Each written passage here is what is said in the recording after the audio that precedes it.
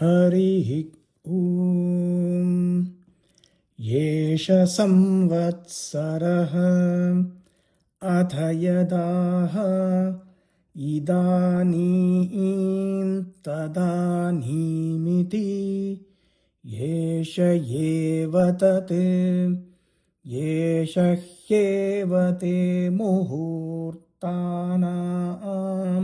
मुहूर्ताः जनको ह वै देहः अहोरात्रैः समाजगाम तगुंहोचुः यो वा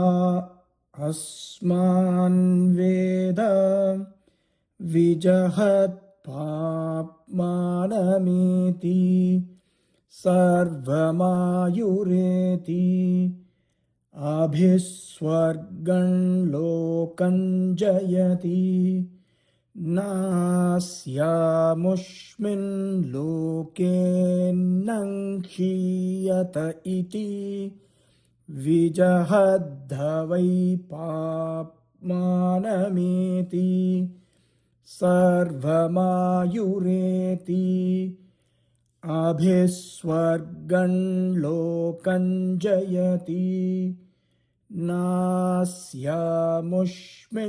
लोके न क्षीयते य एवं वेद अहीना हाश्वत्यः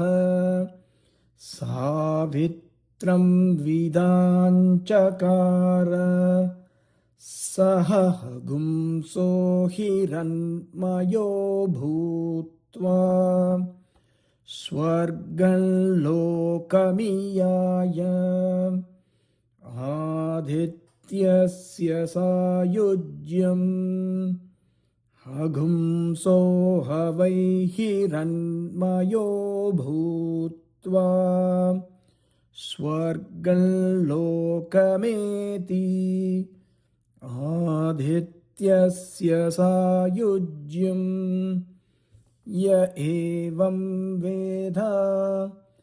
देवभागो हस्रौतर्षः सावित्रं विदाञ्चकार तगुंहवागदृश्यमानाभ्युवाच सर्वं बत गौतमो वेद यः सावित्रं वेदेति सहोवाच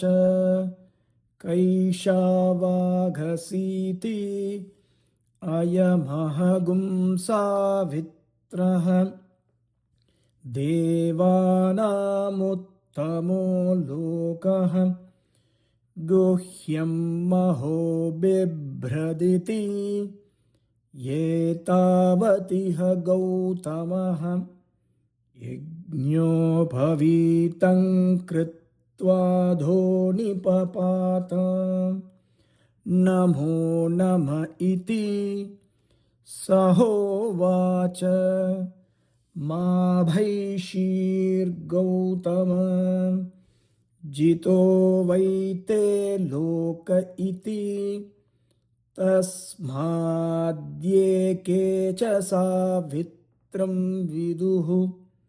सर्वे ते जितलोकाः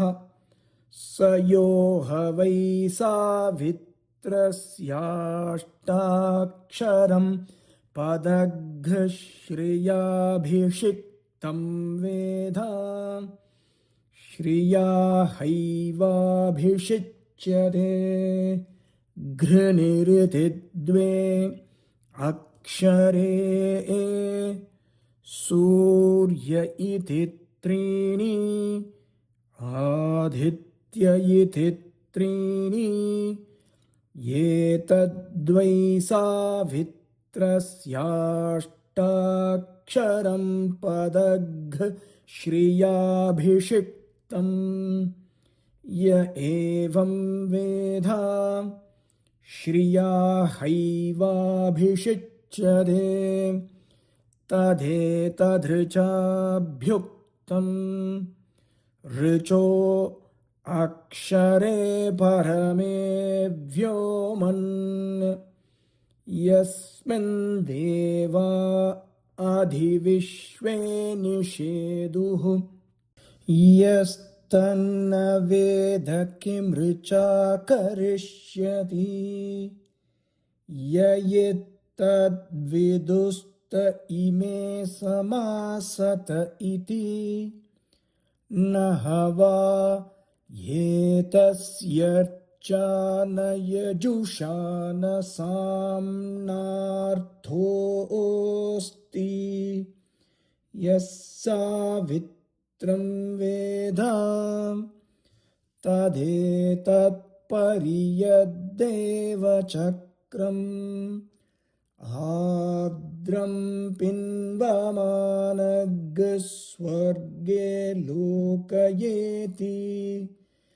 विजहद्विश्वाभूतानि सम्पश्यत्